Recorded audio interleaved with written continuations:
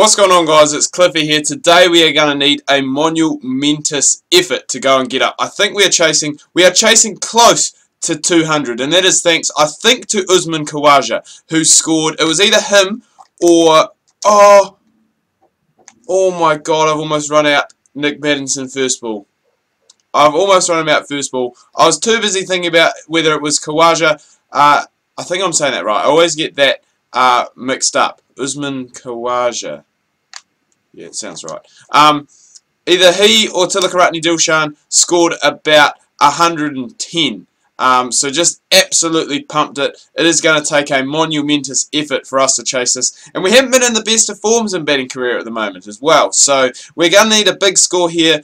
Get something probably over 50 we're going to need, because the rest of the bowlers haven't, the rest of the batsmen haven't really been getting it done for us. The bowlers obviously didn't get it done for us today as well. They didn't take a wicket, conceded close to 200 runs. Maybe it is just a great batting track that we are playing on, but it is going to take something special to go and pick this up. Now that we have done the intro, done all that, hope you guys have had an excellent weekend. Hope it was good.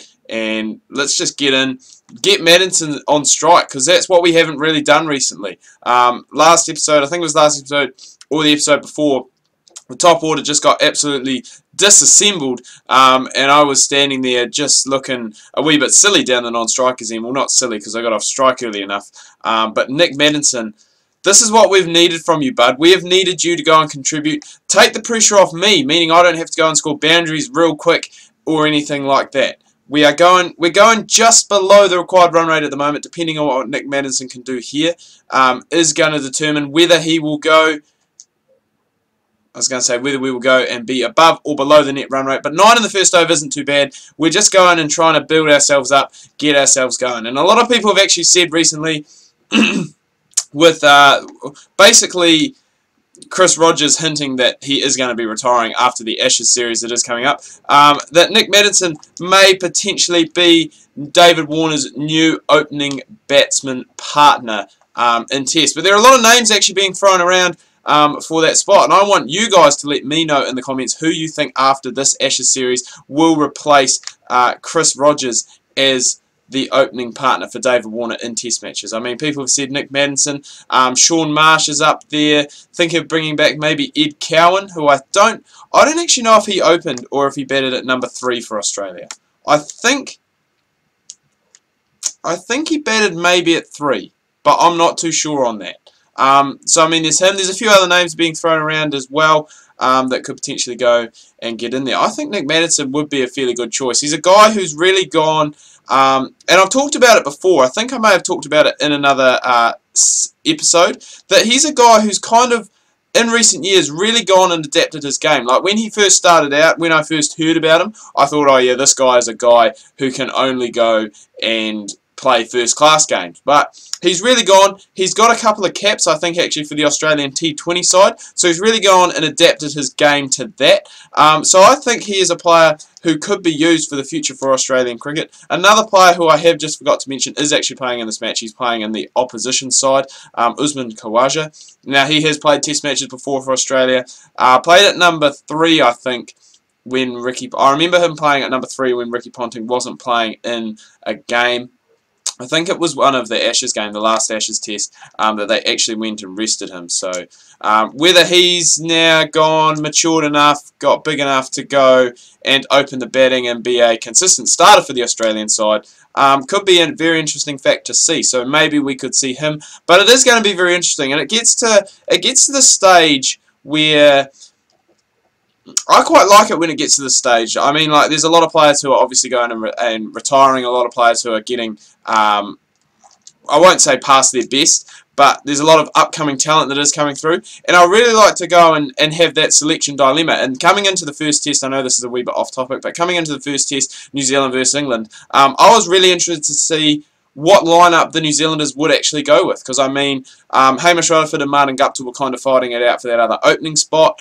And then in the bowlers, I mean, the bowlers at the moment, I think New Zealand have probably one of the best fast bowling pools of players that we have had in quite a wee while. I mean, Southee and Bolt are always going to play. I think they're our premium opening bowler duo. shall we say. They're always going to start. But then that third seamer role, or possibly even that fourth seamer role, is always up for debate. I think teams like playing a spinner because they can go and obviously tie down an end, bowl down an end, and bowl you through some overs. But there's no reason why if you go to a place, you know, say like New Zealand, maybe even South Africa or England, where the pitches are, you know, there's something in there for the seamers rather than the spinners. There's no reason why New Zealand couldn't play 4 seamers because we do have the talent there. I mean, if you think at the moment, we've got Matt Henry playing as that third seamer. We've still got Doug Bracewell and Neil Wagner who can go and play as that fourth seamer. So it's not like we're going and just putting someone in that we have to put in. You know, there is actually still a bit of a selection dilemma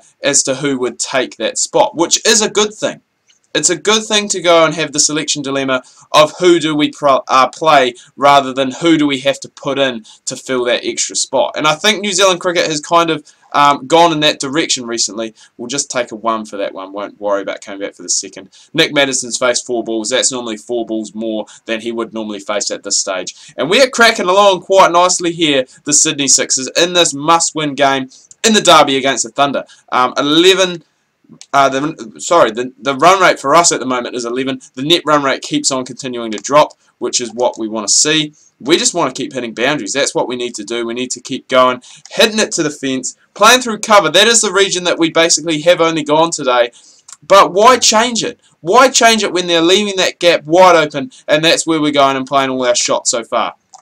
When the fielding restrictions come off, you know, then we're going to go and have to maybe adjust our game plan. But at the moment, we're getting the runs are flowing, the run rate's good, so why change? Why change? We're going along very, very nicely at the moment. The net run rate hasn't gone down much, we are up above there, but when you're chasing almost 200, unless you get off to an absolute cracker of a start where you pick up, you know, 70, well, I mean, even not that, you know, 70 or 80 in the first 6 overs, your net run rate really isn't going to drop down too much. And if you can go, it's really more trying to keep it where it is rather than worrying about too much it coming down at a very rapid rate. And that is what we have been doing. We've kept it. It is going down very, very slowly, but it is going down, and that's positive. It's not going up. It's almost down at 9.5 now. It did start at about 9.9, I think. Nick Maddison's creamed that, but there is a player down there. We probably should have taken a run. That is a... What was the keeper doing? Who is the keeper of the Sydney Thunder? I think... Who is it? I'm not even sure. I was going to say Dan Smith, but I think he plays for the Sixers. I don't actually know who the keeper of the Sydney Thunder is. It just doesn't ring a bell off the top of my head at the moment. I just cannot think who it is. That's crazy. Right, so we're coming into the... No, this is actually the second to last over of the power play. I thought this was the final one, but... run rate's dropped a little bit, just a touch, but nothing major, nothing to go and get too frantic and too worried about, because we are still going.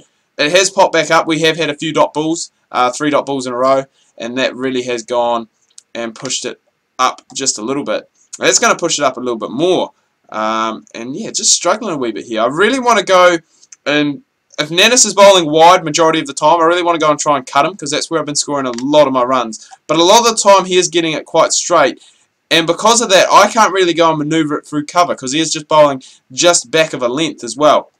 And all of a sudden, run rate has gone back up over 10. We've had 4 dot balls in a row. Cliffy is going to go down the ground. That is a shocking shot. We got none of that. It doesn't matter. It is still going to go for 4. It's released the pressure just a little bit. We had to go and take a wee bit of a calculated risk. Down the ground is where I like to go. That is where I like to take my risks. I don't know why. It just seems to be... There we go. We finally get one through. The over's proving to be not that bad. You know, it could have been worse. The way it started off, dot, dot, dot. We had a dot. I think we had 2 dots before that actually as well. So we had 5 dots in a row. But we've picked it back a little bit. We've got 6 off the over so far, so we just really need to go and keep going, and that's what Cliffy needs to. Oh, I was going to say that's what Cliffy needs to do as well, but we just go and edge one behind as we're closing in on our 50. Damn it, Dirk Nannis! You don't even look like Dirk Nannis.